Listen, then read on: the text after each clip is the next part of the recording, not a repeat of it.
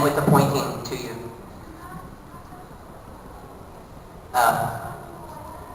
Awesome!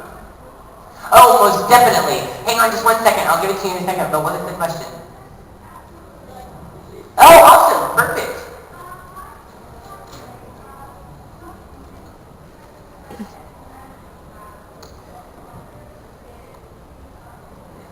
You know what? I don't know that because I think some of it happens to him in flashback form anyway. I think he has flashes of his past and the prison and all of that. I don't know if he should ever fully realize the entire past. I think it's kind of nice that it's there as a smack on the hand. Yeah, because he has a lot to contend with in his past, and I like that it only serves as kind of a moral ruling stick for him, and it kind of keeps him in line.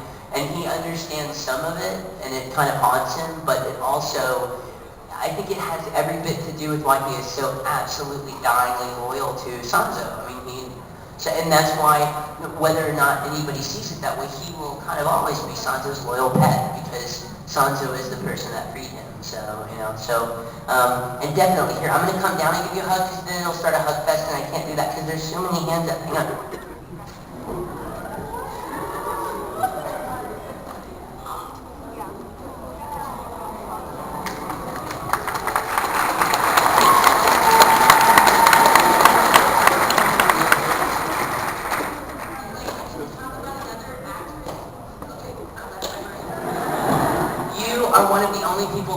As far as new character actresses, when we talked about who was my inspiration before, you probably know way better than anybody else the three that are kind of my new current inspiration. One is Catherine Tate, who is brilliant. Oh yeah, she's a Doctor Who fan in the room. She's one of the latest companions on Doctor Who, but in Britain she has a phenomenal show called The Catherine Tate Show, and she plays not just women but men, and like she plays this little chav girl named Lauren Cooper, which I know you and I are the only people that know what that word means. But and of course Matt Lucas and Dave Williams from Little Britain, who are phenomenal character actresses, and you can see Matt Lucas in Alice in Wonderland. He plays Tweedledum and Tweedledee. But yeah, so that's awesome. And please let everyone in England know that I love England, but luckily, unfortunately, all the cons that I've been to have been weird, and there was one last year that announced that I was going to be there, and they never told me that I was supposed to be there, so tell them I would love to be there. But that was weird. I found out because a little girl named Gal that lives in Essex sent me a picture of the advertisement that had my name on it. She goes, "I'm so excited you're coming to London," and I'm like, I didn't know I was coming to London. But I might be there briefly this summer. Someone really close to me is going to be studying over there, and there's a concert that's going to be an epic battle with the Prodigy and Pendulum on the same stage, and I kind of want to see that. So it's like an all-day festival. So yes, okay, you in the red shirt, yes. Have you ever read? Oh no, wait, over there. I'm sorry.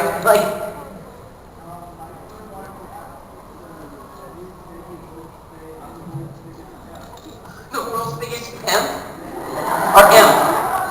Pimp, as in like Pat Williams pimp. Okay.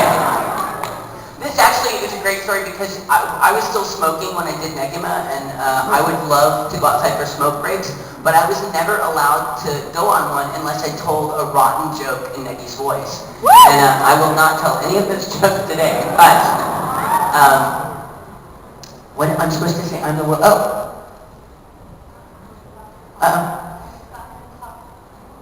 I'm so ADD, I probably have a hard time doing it, but I'll just say, is it just my name?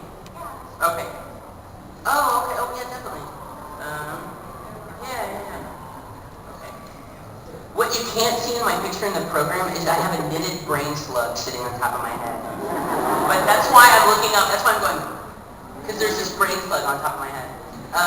Okay, wait, I haven't forgotten your Negi request, hang on. Oh, no, that's fine. So, shine under me, that's weird. Oh, almost done. Done. And one more. Oh, no problem. There you go. Okay, so, that's it.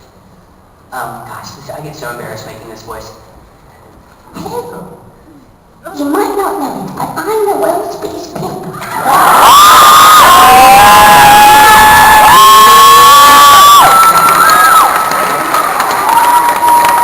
Because technically he does have 41 girls, so. Yes, twirling something in the air, you. Uh-oh. My line is only the second part of a two-part line. I got to say the ridiculous part. In the park episode where they're fighting all the mummies in the park, well, there's two, and I do get to say, I get to say two of my favorite lines in that one episode. We see a hot dog vendor at one point. He goes, hot dogs, which is ridiculous.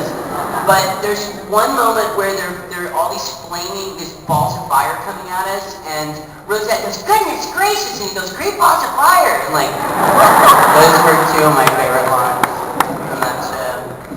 Chrono is my favorite things about Chrono are all these silly things, because as much as I like the big, awesome 12-pack Chrono, little silly Chrono is my favorite. Specifically them trying to dance is my favorite moment in the whole show, them stomping on each other's feet. Yes, with a fist in the air. Yes. Okay. Oh, this can't be the Singing Monkey show. What is this? Oh. Please don't ask me to say I love you, Sanzo. You can find that on YouTube. No. You're not the boss of me.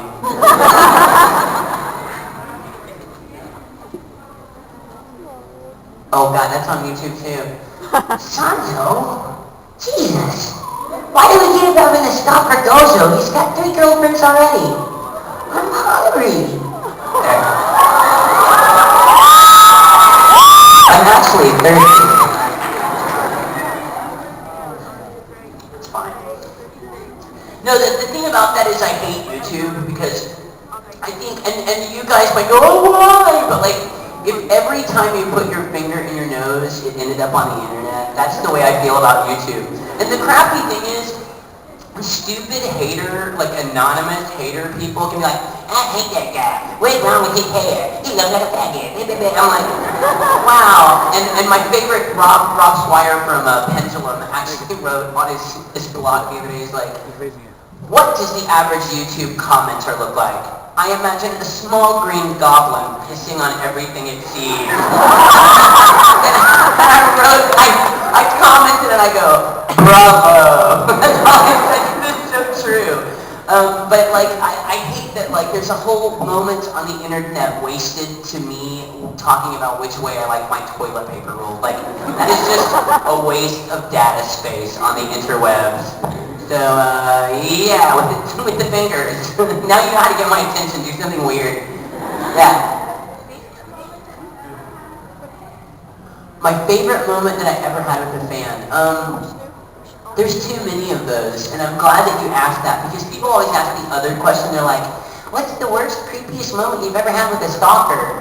And here's the deal, I'm an anime fan. I love anime fans. My friends, the people I hang out with, they're anime fans. And we get a bad rap from other people. People, say we're stinky. People say we're crazy. People say we're hyperactive. I've had wonderful times in my life with tons of anime fans, and I have too many to list. Probably the coolest thing that involves anime fans is, and it goes back to how I feel about some arrogant voice actors that I have to work with from time to time, is that the fans that I've met and the friends that I've made will be my friends for the rest of my life. Other people that don't get it, they're just here to make money or to stroke their ego, they won't have cool friends for the rest of their life. When this is all over and they have to go to some other job, they'll go to a very sad place. I will always have anime fans as friends, and I will always be friends with people that run conventions. I even help run a convention.